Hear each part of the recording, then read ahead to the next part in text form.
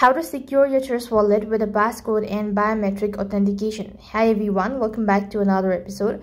In this video, I'm going to show you the ways to secure your Trust Wallet with a passcode and biometric authentication.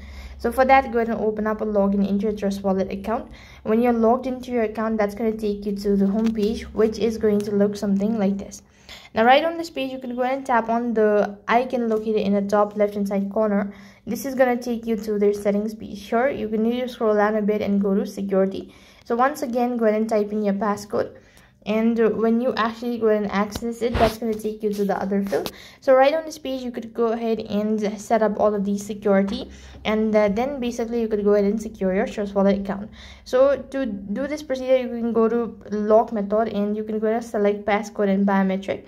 Then you could go ahead and scan your information and all that, and then you could go ahead and secure your Trust Wallet with a passcode and biometric authentication. So that is how you can secure a Trust Wallet with a passcode and a biometric authentication. That is all for this video. I hope the video was helpful. Make sure to like, share and subscribe to our channel. Thank you for watching. See you in the next video.